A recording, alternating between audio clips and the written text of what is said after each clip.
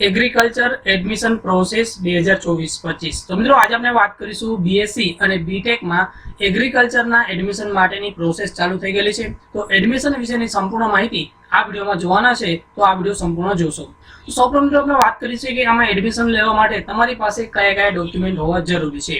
ત્યારબાદ જોઈએ તો આમાં કયા કયા કોર્સ થાય છે, એડમિશન ફી શું છે, છેલ્લી તારીખ કઈ છે અને કઈ વેબસાઇટ પરથી તમે ઓનલાઈન ફોર્મ ભરી શકો છો, સંપૂર્ણ માહિતી આ વિડિયોમાં જોવાના છે। તો આ વિડિયો સંપૂર્ણ જોતા રહેશો। તો મિત્રો શરૂઆત કરી આજના વિડિયોની।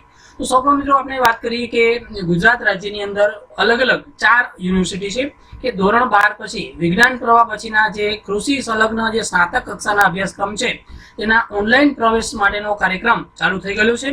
તો મિત્રો તેના વિશે ડિટેલમાં માહિતી જોઈએ તો રાજ્યની મુખ્ય તો 4 યુનિવર્સિટી છે।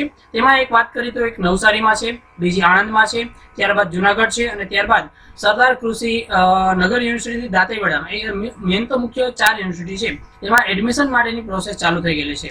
ત્યારબાદ મિત્રો આપણે વાત કરીએ કે વિવિધ કોર્સ જે છે કયા કયા છે તેના વિશે જોઈએ તો બીએસસી એગ્રીકલ્ચર, ત્યારબાદ જોઈ શકાય બીએસસી હોર્ટિકલ્ચરનો કોર્સ છે, ત્યારબાદ બીએસસી ફોરેસ્ટ્રી છે, ત્યારબાદ બીટેક બાયોટેકનોલોજી, ત્યારબાદ બીટેક છે એગ્રીકલ્ચર એન્જિનિયરિંગ, ત્યારબાદ બીટેક ફૂડ ટેકનોલોજી, ત્યારબાદ BTech renewal energy and environmental engineering, ત્યારબાદ બીટેક છે એગ્રીકલ્ચર ઇન્ફોર્મેશન ટેકનોલોજી, ત્યારબાદ બીએસસી કોમ્યુનિટી સાયન્સમાં છે, ત્યારબાદ BSc food nutrition and diet માટેનો જે કોર્સ છે। મિત્રો આ બંને માટે આપ જોઈ શકો છો કે ગ્રુપ એ અને બી, ઓકે, એટલે કે ફિઝિક્સ કેમેસ્ટ્રી અને બાયોલોજી, ફિઝિક્સ કેમેસ્ટ્રી અને બાયોલોજી અને મેથ્સ, ઓકે, આ એ અને બી બંને ગ્રુપ માટે છે। ત્યારબાદ આ પણ જે કોર્સ છે એ અને બી બંને ગ્રુપ માટે છે અને આ જે કોર્સ છે તે પણ બંને ગ્રુપ છે, એટલે કે ફિઝિક્સ કેમેસ્ટ્રી બાયોલોજી હોય કે ફિઝિક્સ કેમેસ્ટ્રી કે મેથ્સ હોય, તો આ જે બંને માટે આ કોર્સ જે છે બધા ઉપયોગી છે। ત્યારબાદ મિત્રો આપણે વાત કરીએ કે આમાં ફોર્મ ભરવા માટે ફી શું છે, તો ફી 300 રૂપિયા છે, આમાં પણ 300 રૂપિયા છે અને આમાં પણ 300 રૂપિયા છે, એટલે કે આમાં ફોર્મ ભરવા માટે તમારે 300 રૂપિયા ફી ભરવી પડશે। ત્યારબાદ મિત્રો આપણે વાત કરીએ કે ફોર્મ ભરવા માટે કયા કયા ડોક્યુમેન્ટ જરૂરી છે, તેમાં જોઈએ તો સૌપ્રથમ તો ધોરણ 12 જે છે તેની માર્કશીટ, ત્યારબાદ આપણે વાત કરીએ ગુજકેટની જે માર્કશીટ છે તે, ત્યારબાદ આપણે જોઈએ તો શાળા છોડીનું પ્રમાણપત્ર અથવા તો એલસી જે કહેવામાં આવે છે તે જરૂરિયાત છે, ત્યારબાદ ધોરણ 12 નું ટ્રાયલ સર્ટિફિકેટ છે તેની પણ જરૂરિયાત હોય છે। ત્યારબાદ આપણે વાત કરીએ જાતિ અંગેનું પ્રમાણપત્ર, જે પણ જાતિઓ ઓબીસી વાળાને ઓબીસી નું, ત્યારબાદ એસસી એસટી વાળાને એસસી એસટી નું અને ઈડબ્લ્યુએસ વાળાને ઈડબ્લ્યુએસ નું જાતિનું પ્રમાણપત્ર હોવું જરૂરી છે।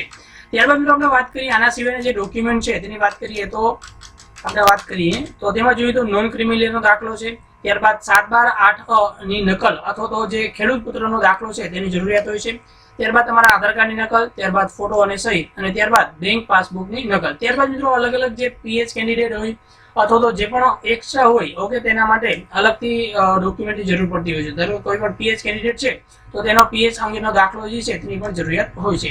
ત્યારબાદ મિત્રો આપણે વાત કરીએ કે આમાં ફોર્મ ભરવા માટેની કી ડેટ શું છે, એટલે કે કઈ તારીખથી તમે ઓનલાઈન ફોર્મ ભરી શકો છો અને છેલ્લી તારીખ શું છે, તો તેના વિશે વાત કરીએ તો 1/6/2024 થી લઈ અને 30/6/2024 સુધી તમે ઓનલાઈન ફોર્મ ભરી શકો છો। તો મિત્રો ઓનલાઈન ફોર્મ ભરવા માટે કઈ વેબસાઇટ છે, તો ફોર્મ ભરવા માટે જરૂરી વેબસાઇટ છે કે ug.gsauca.in, ઓકે, તો આ જે વેબસાઇટ છે તેના પરથી તમે ઓનલાઈન ફોર્મ ભરી શકો છો।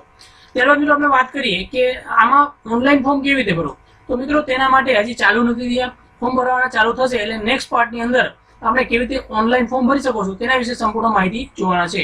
તો મિત્રો હજુ સુધી જો આપણે ચેનલને સબસ્ક્રાઇબ ના કરી હોય તો ચેનલને સબસ્ક્રાઇબ કરી બેલ આઇકોન પર ક્લિક કરી દેશો, એટલે જ્યારે પણ નવો વિડીયો અપલોડ થાય તમને નોટિફિકેશન મળતી રહે। મિત્રો આપનો બધાનો ખૂબ ખૂબ આભાર। Thanks for video, have a nice day.